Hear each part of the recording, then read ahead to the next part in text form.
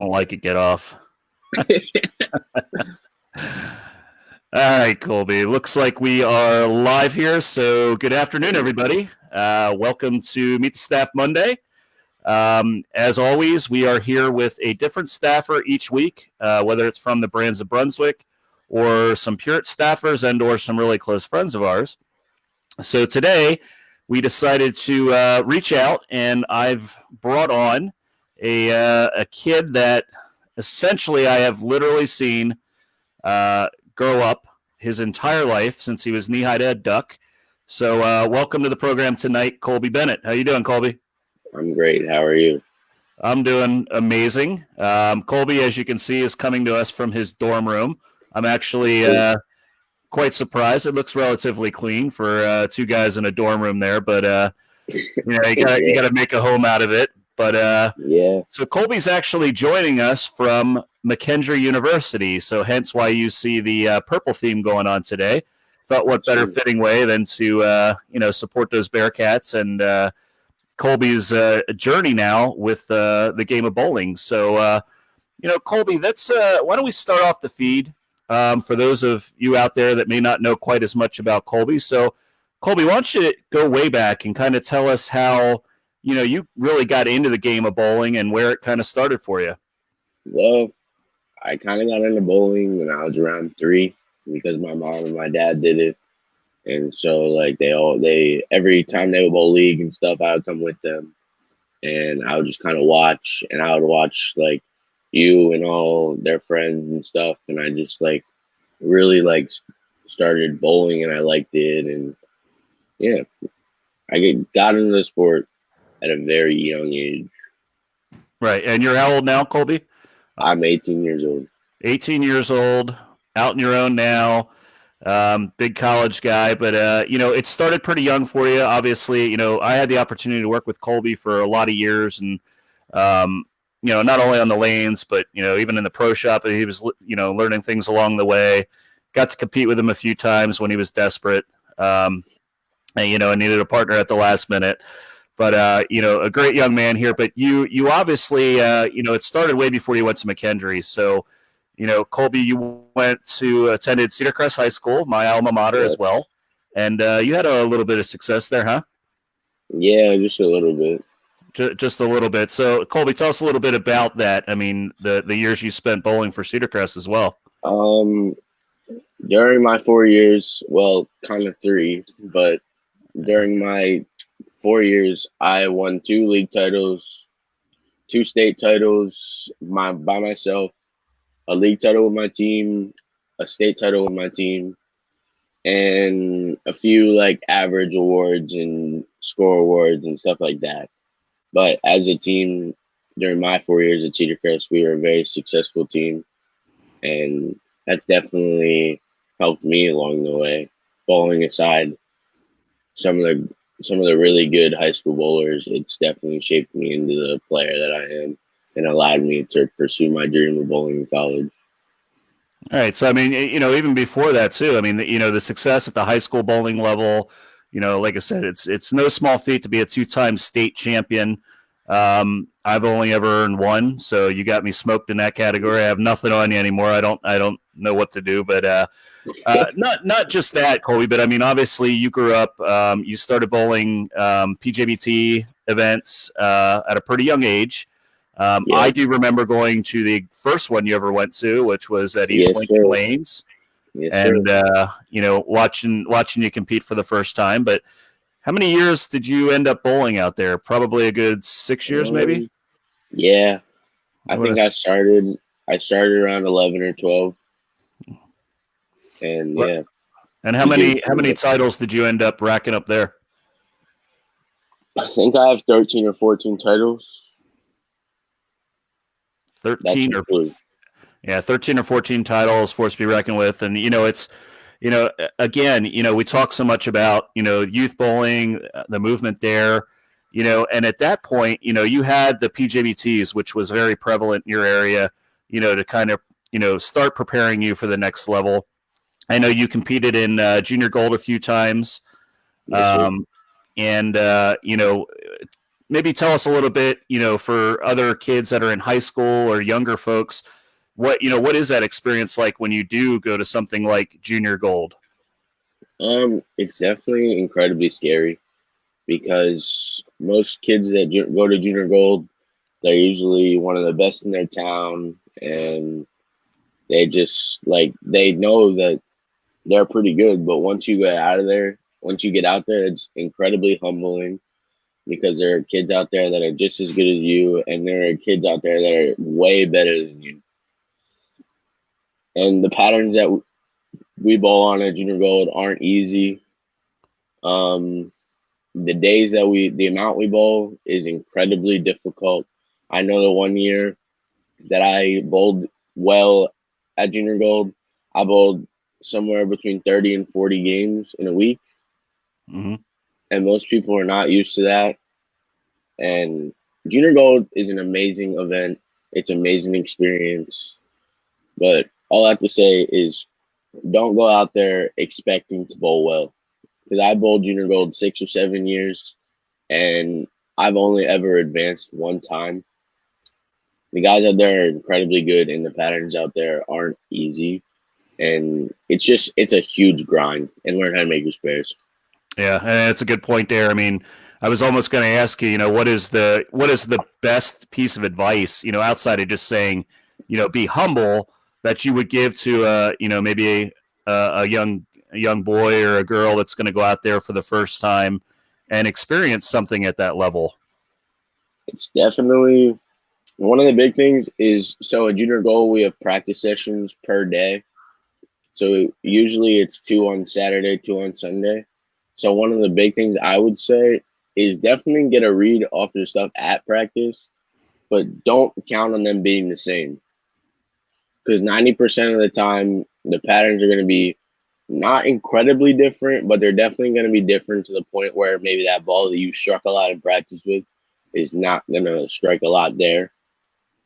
And also, like, temperature has a big thing to do with it.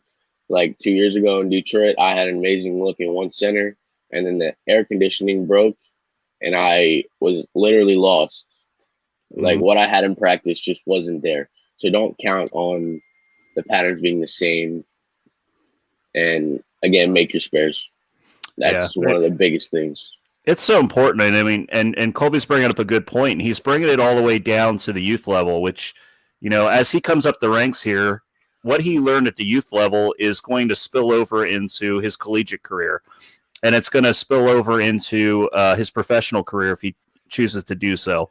But he made a great point in bringing up the fact that, if you do have a practice day, or even if you're bowling on the same pattern multiple days, that pattern is not going to play the same each time it's down. A lot of times, the pattern will get flatter as it's laid out more times, as the back ends of the lanes get cleaner. You don't have as much blend, so a lot of times you'll go into an event and you won't feel like you have that same blend you had in the practice session, where it may not have been quite clean enough, and it almost makes it feel like there was a little more buff there than there isn't when you come to it the second day. So a piece of advice from me, going out to the youth out there and to other players, is that, along with what Kolby said, be very careful about how much surface altercations you do to your ball in the practice session as well, because you essentially can't. You're not bowling for score during practice day. You should be getting, kind of a look, getting your feet underneath you, get a basic idea of those patterns, and feel comfortable. What you can focus on, though, folks, is you can focus on moving around the bowling center and watching how your ball shapes lane to lane, because that is topography. And topography is the biggest factor when you're moving from pair to pair and having to make the best educated guess you have when you move. Okay. And also who you're following. There's so much that goes along with it. So good points in that, Kolby. And Kolby, that's not going to change, as you move into your collegiate career, because multiple things there. Your next challenge here, and we'll answer some of these questions that are coming through then, but your next challenge is now you're really getting into a team focused mentality, where there's going to be a lot of lineage on pairs. There's going to be a lot of working together with teammates to play the lanes correctly, to see the breakdowns correctly and the transitions. So everything you learned in your youth days, whether it was the good or the bad, because you learned from both of them, is definitely going to spill into your collegiate career. Yeah, no doubt. All right. So, all right. So you land, you had a great, you had that great high school career, PJBTs. You already kind of made mention of it. Unfortunately, you guys were slated to go on a run for you would have been maybe a third state title and going after another team title. And unfortunately, with, the virus hitting, that did not take place. So I know a little deflating there. It would have been nice to have a chance to go out, but it doesn't take away from the career that you did have at that level. And but now here we are talking with you as you sit there at McKendree University. So I know from you growing up with me, this was kind of one of those dream schools you wanted to go to. So how's it going there so far, Kolby? I mean, how's the experience? It's incredible. A lot of kids will tell you that they don't like college, they don't like being alone, they don't like having the responsibility that comes with college, and I'm completely different. I love being out here. I love being able to kind of just go do what I want. I'll tell you, the hardest thing out here is waking up for class. That's literally the most difficult thing. Yeah, well, you did make mention before we got on the air here that you do have the ability. I believe it's at St. Clair. That's where you do your practicing. And St. Clair actually allows the McKendree team to practice there at a certain time for free. And Kolby said it's 10 to 12, and I said PM, and he said PM. So I mean, I can imagine getting up for an early class after you're practicing for 2 hours in the evening. It could be challenging. And, obviously, since I've known you for so long, I realize you sleep till 2 or 3 in the afternoon without issues. So, I can imagine those 7 and 8 a.m. classes are not your favorite. But what are you going to, outside of bowling, what are you going to major in there at McKendree? I'm majoring in business administration, and I'm thinking about getting a double major in business administration and accounting as well. Very nice. Very nice. So, and Kolby would tell you this as well. I mean, it's an amazing opportunity for Kolby to go there and have a chance to compete, hopefully on the lanes. But the other portion of it is to make sure that, you're balancing as a student athlete. And, I know from conversations with Coach, Brian and Shannon, I realize the guys have not been in competition late, so we are crossing our fingers and hoping for January time frame, maybe February, that maybe the guys will get to see some action on the lanes. Yeah. So, but for right now, you are doing team practices there?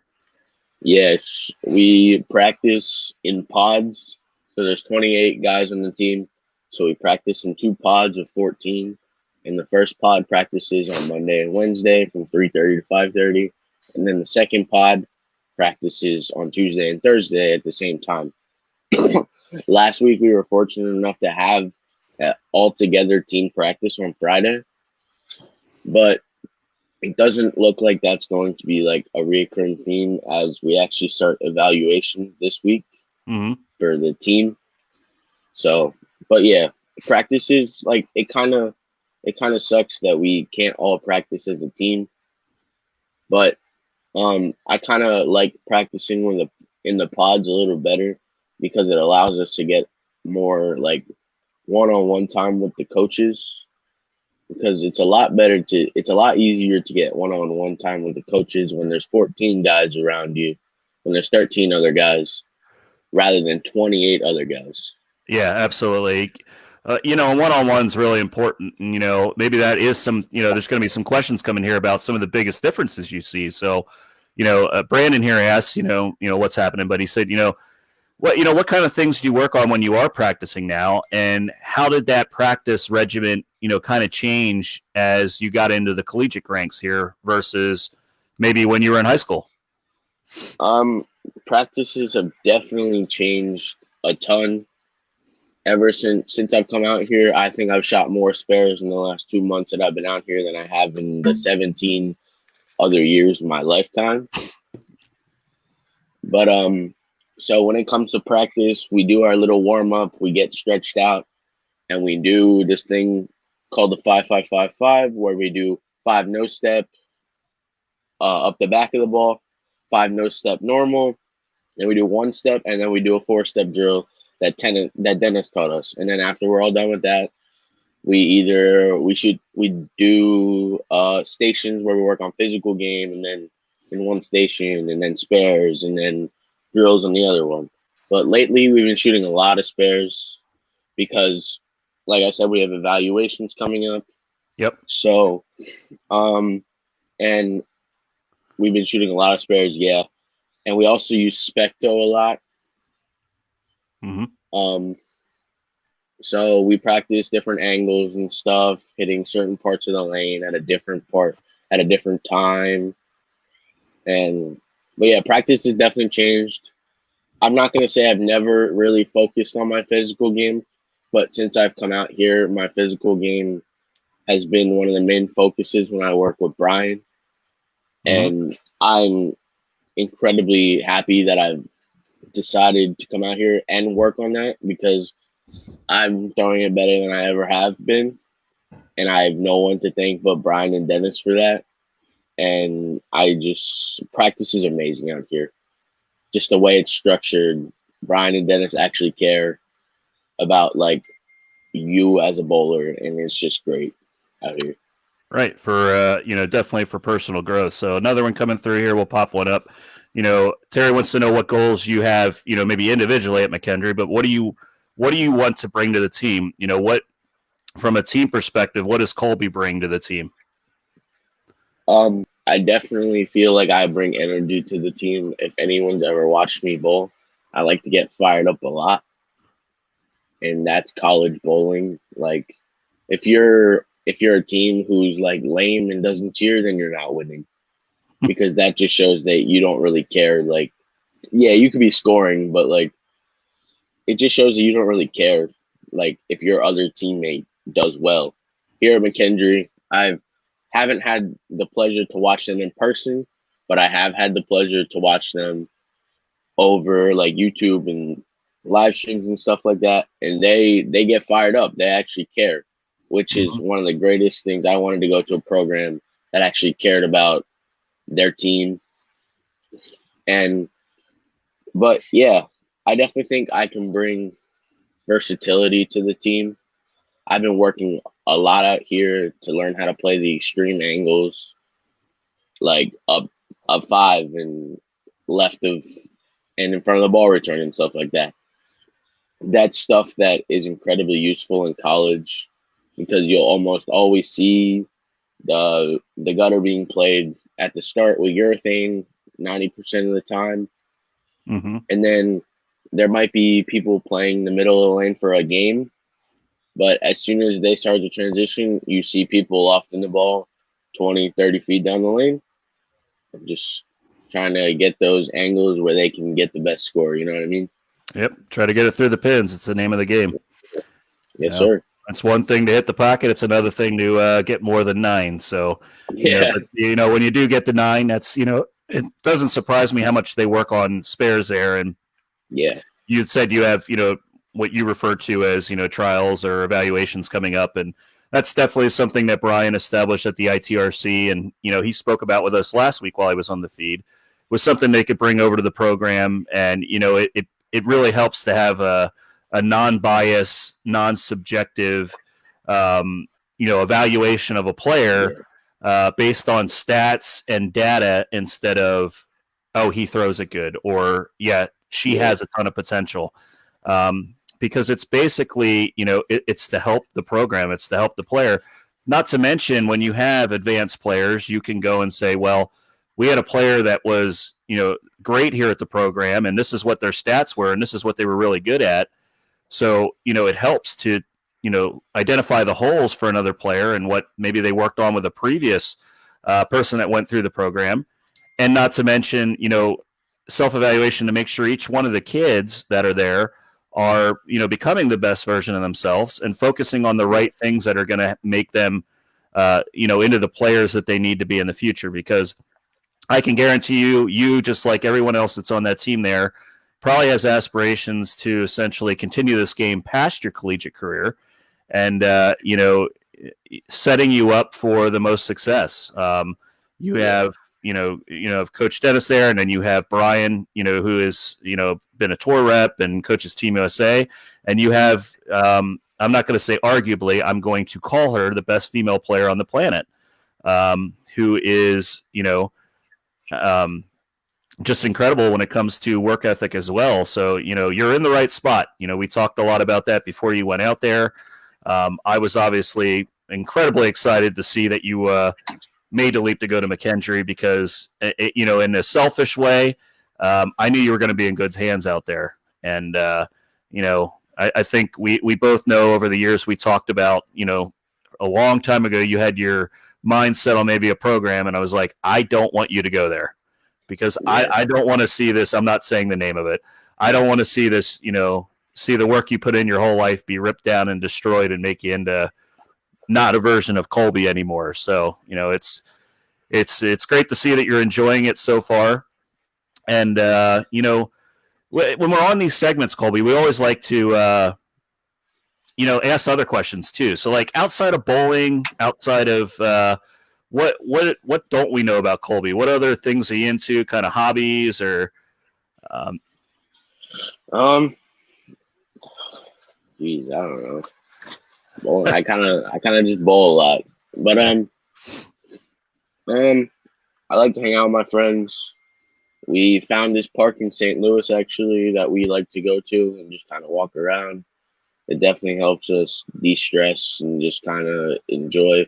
All right, we're getting to the point over here where we're not going to be able to go very much because the weather is starting to get cold. And if anyone knows, when it gets cold in Illinois, it gets cold. Yeah, this is true. And but yeah, we like to go to the park and we like to get around and just like I said to Jeff before we got on the air, there sometimes my friends and I, we literally just go walk around Target and just we just go walk around Target just for something to do, because we don't have homework and we don't want to just be sitting in the dorm all the time. And other than that, keeps you out of trouble. Yeah. Other than that, one of my friends and I, we actually started a YouTube channel where we just kind of like film the dumb stuff that we do. Okay. And I mean, it's just kind of something fun to do. You know what I mean? Enjoy it while you're young, buddy. Enjoy it while you're young. So Carrie's asking a question here as well. Growing up, even though you are still young, who did you look up to bowling wise? Come on, Carrie. I'm almost as old as you. What the heck? But don't give her credit. She's getting old now. But who did I look up to when I was younger? I definitely looked up to Jeff because he was always there for me. He was always. I mean, he took me to my first tournament. He always helped me try and become the best bowler that I wanted to be. He knew what I wanted to do with my career, and he was always there to help me. My dad, he was always there as well, even though he doesn't really bowl anymore. That's because of me. He doesn't really bowl anymore because when I started bowling, he saw something in me that he knew he needed to focus on. But other than that, I definitely looked up to when I was younger, the older guys at the time, like Cameron Doyle, Wesley Lowe, and all those guys. I looked up to them because, they were older than me, but they were still young, and they were the best at the time. And I knew that's what I wanted to be. And just kind of those guys. And on the pro side of it, I've always looked up to Belmo. He's two-handed and I'm one-handed, but his work ethic is absolutely unreal. He's one of the nicest guys you'll ever meet. And he loves the sport of bowling. which is one of the big things for me. Absolutely. Love it. Love it. See if we missed any other questions on here, Kolby. But, while I'm scrolling through here and see if I missed any big ones, any other tournaments since you're out there on your agenda, non-collegiate? Is there anything, opportunities out there for you guys to compete? Yeah, for sure. I actually bowled a tournament yesterday. I'm considered an adult now, which is cool, so I can win money now. Way better than a piece of paper. You can lose it now too. Yeah, I can lose it now too. I competed in a tournament yesterday in Missouri.